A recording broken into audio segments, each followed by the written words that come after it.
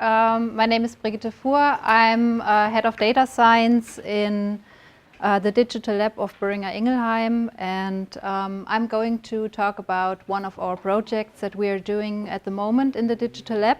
But first of all, I'm not here alone, so I have Stefan Klingelschmidt, one of our data scientists, who's actually invented everything I'm going to show this evening. So for all nasty questions and detailed questions, please do not ask me, ask Stefan. And then we have Laura. She's our HR expert, and you can ask her anything about, for example, applying for a job. So we are looking for good data scientists and everything about the way we work. And of course, I will be around after the presentation as well. Before I go deeper into the project, I would first like to introduce the company where we are coming from. So maybe not all of you have heard about Boehringer Ingelheim, but maybe also not about Ingelheim at all. So first of all, Ingelheim is a beautiful city not far from here, like 60, 70 kilometers behind Mainz. And it's the hometown of Boehringer Ingelheim, which is a pharmaceutical company, which was founded around 130 years ago by Albert Boehringer, and is until today a family-owned company and is one of the biggest pharmaceutical industries. We have around 50,000 employees around the globe, and we are second largest in animal health business, but also have human pharma business. So some of you might have heard of us. Who is BIX? BIX is Boehringer Ingelheim's digital lab, and we are still small, so like toddlers. We were founded in August last year, and we are growing, still growing. So we have until now around 30 employees, and every month we have new colleagues joining us, and the goal is to have around 50 people by the end of this year. And we have, really very different people from all over the world and with very different backgrounds. So you can see this on the slide. This is could be one team which is working on one of our projects, and we work agile, which means we are using the Scrum framework. And of course, we have in every team one Scrum Master. We also have the product owner, of course, who always comes from the business units and who is, I would say, the most important person in the team, because he or she shapes the idea and is for us the bridge to the business units, and also brings the idea to BIX. Apart from the Scrum Master and the product owner, we have the so-called development team, which consists, of course, of the most important people, the data scientists. We have in each team, we have around 1 to 3 data scientists. This depends on how much data science work we have actually to do. Then we have the user experience designers who constantly work with the future users and get user feedback and shape the ideas and test different versions of the future tool. And then we have the developers, so the front-end developers who develop the app or the web application or whatever we build, and the back-end developer who develop the back-end. If you want to learn more about us, you can also visit our website. This is a quick overview about how we do projects. So we do ideation all the time, which means every employee of Boehringer can contribute ideas to our digital lab. And the only thing that it has to do is that it has to do with digital innovation in the pharma business. But we get a lot of ideas that seem not so useful in the beginning, but then we do workshops together. And then we see, we shape ideas. Of course, we lose ideas all the time, so this is a funnel. Or we create new ideas.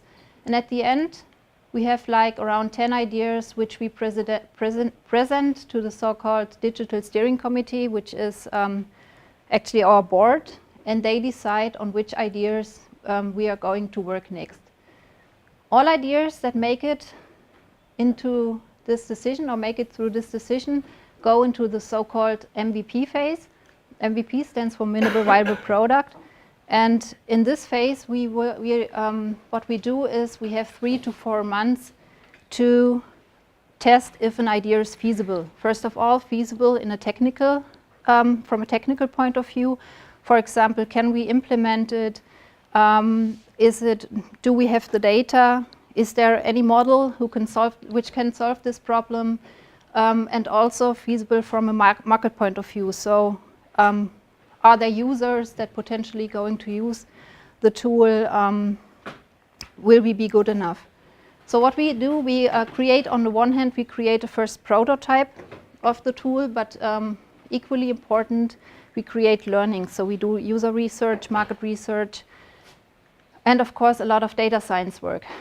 After the MVP phase, we go back to the Digital Steering Committee, present the idea again, and then, in case we prove that it is possible, we get funding for another 6 months. This 6 months is the so-called pilot phase, and in the pilot phase, we prepare everything for having at the end the tool ready, which means now we build a real tool, we make it scalable, we phase it to the first customers. More important and very important in the second phase of the pilot phase, we of course prepare the rollout, because at the end we want to give it to the business unit and to IT, and of course we cannot throw it simply over the fence and say, okay, we are gone, get happy with this, because this is not going to work. So very important work is here, working with the future business units and with IT to prepare them for takeover. And then at the end, it's not a decision by the Digital Steering Committee anymore, but by the business units who are going to take over and who hopefully want to take over the tool and further develop it and roll it out. Benefit risk analytics system, and the goal is to build a medical AI that can assess safety data and suggest appropriate actions to decision makers. What does that mean? So, as easy as it is, I try to, in a few sentences, describe you a process which is called pharmacovigilance. So every pharmaceutical company has to look at drug effects and side effects of their drugs on the market. So we constantly get reports from doctors, from patients, even from employees that have heard of someone who had a side effect of the drugs, also from research papers. We collect everything that is reported, put that in a database, and today we have medical experts that manually go through those reports and decide whether or not this is something we already know or this is something we don't know and which we have to report. And as you can imagine, this is on the one hand very time consuming because they look at it manually. Now on the other hand, 2 different people of course make 2 different decisions. And our goal is to use this or to improve this analyzing step. On the one hand, that we say we give recommendations or we pre-scan the reports and give the people recommendations if this will be a case where which is worth investigating further or which they can look at later or which is most likely not interesting at all. So how do we do that? First of all,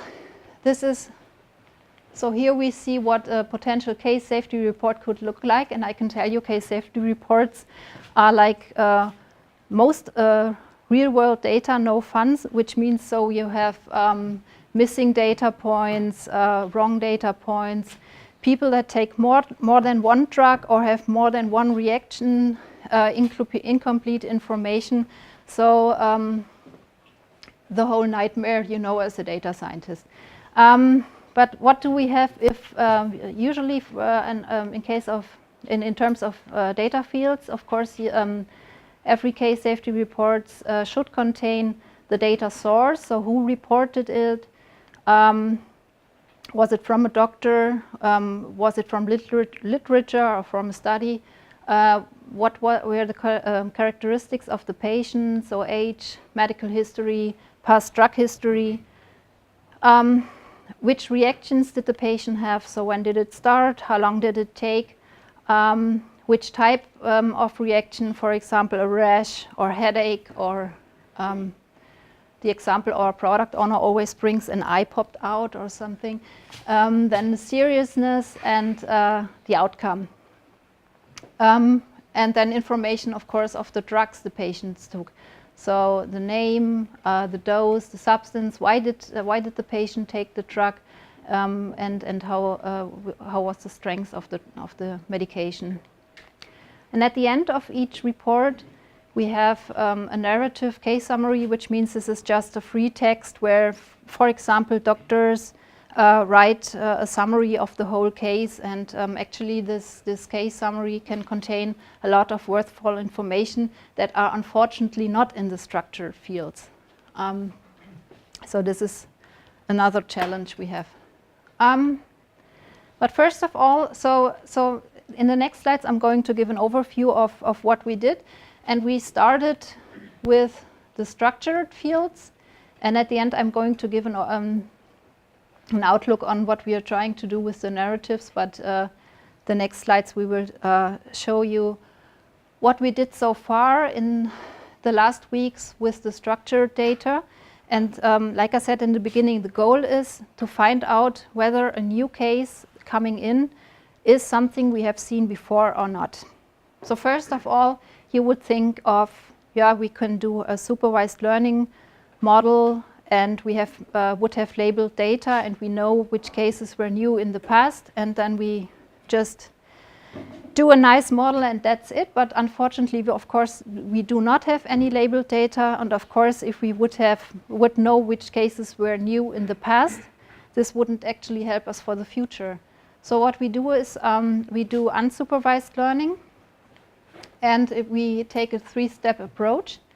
And don't worry if you don't get it in the first step. I'm going to go through the steps in the next slides, but just to give you an overview. So in the first steps, we've tried to find patterns in all the reactions we see in the different cases, which means we list the cases and we look at the different reactions that co-occur in the cases and try to find medical concepts. So for example, a neck pain co-occurring with headache or something, did that happen very often? In the second step, we take for each medical concept we find, and list all the cases that fall into this medical concept. So here we only look at the reactions, and in the second step, we use everything we know about the cases, and then use all the features we know to do a clustering, which means we try to find within this pattern clusters of cases. And then in the third step, we are hopefully able to say if a new case which is coming in is something we have seen before or not, which means we first of all calculate, according to the model we trained here, the medical concepts that are contained in this new case, and then calculate the cluster the case would fall into, and then see if it's far away from the centroid, which means is it an outlier or not, and if it's an outlier, it's most likely a case which we should investigate further. So starting with step number 1, what we do, we create a huge matrix. So we look at all cases we have, and create a matrix, and the cases are in the columns, and we have in the rows we have all reactions that occurred in all cases, and in the matrix we have only ones and zeros, which means a 1 means that in the specific case we had this specific reaction, and 0 means that of course it did not occur, and this is a sparse matrix. So what do we do with this sparse matrix? we divide it in two matrices, and this is called non-negative matrix factorization. It's actually a method which is used, for example, to give recommendation to people about movie genre or to extract topics from text. So in terms of movies, when I go back one slide, you wouldn't have cases and reactions, but you would have people liking certain movies, and then you would have divide the matrix and have different genres of movies, or you would have words occurring in different documents, and then you could extract the topics from the documents. And here we use it to find medical concepts. So what you get is at the end a matrix where you have in the columns the medical concept and in the rows the reaction, which means you can here see which reactions belong to which medical concept, and this is the so-called feature matrix. And you see in which cases did we have which medical concepts.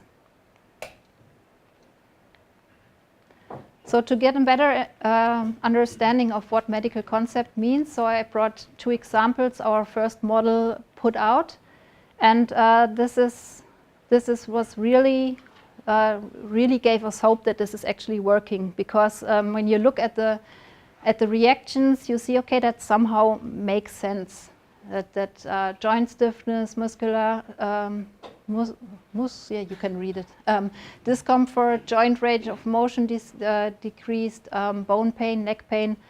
You can believe that this co-occurred in several cases, and for this reason the model found out that this is a potential medical concept. And also in the other example where obviously something went wrong with injecting something, and we had hematoma, vesicles, discomfort, and pain. So this was step number 1. Now step number 2. Remember, we have one particular medical concept, and we list all the cases. And then use simple k-means clustering algorithms to identify the clusters using all information we have about the cases. And of course, as you have also seen in the slide before, like here, you see one case can of course have more than one medical concept. So we do that for per medical concept, but of course cases can fall into several clusters. And then we have step number 3, where we evaluate the new cases. So we use the feature matrix to calculate the medical concepts that belong to this case, then calculate the distances from the centroids of the clustering, and then we see if we would have an outlier. Like this is an example, so we have the yellow cluster, which are people with a high weight and between 50 and 70 around, a serious cough, chest pain, and a fatal outcome.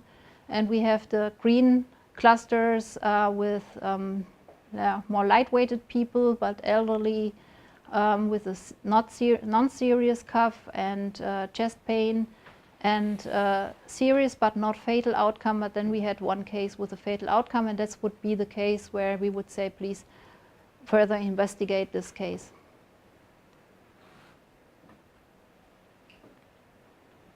So far, so good. So this is were the first trials, and of course, you see we have a lot of parameters where we can experiment. So we have different number of medical concepts, which is one parameter we put in where we are experimenting at the moment. Also with the number of clusters or the threshold where we say this is definitely an outlier where we should look at. We could also think about using LDA instead of a non-negative matrix factorization as an alternative method. And like I said in the beginning, we have really also have hope in looking into the narratives. So here we would use natural language processing to identify maybe more information. So for example, further information for medical concepts and associations that might be contained in the case narratives. That's it from my side. So like I said, we are currently in the MVP phase. We did this work I introduced in the last weeks. The next digital steering committee decision will be mid of June, so we have some time to work to improve the model. Maybe you also have some ideas that you can share spontaneously. We still have time to try out things. Yes, of course, fire away with your questions. And like I said, we are hiring, so you can see data scientists, developers, Scrum Masters, UX designers. If you know someone who might be interested in working with us, please let us know. That's it.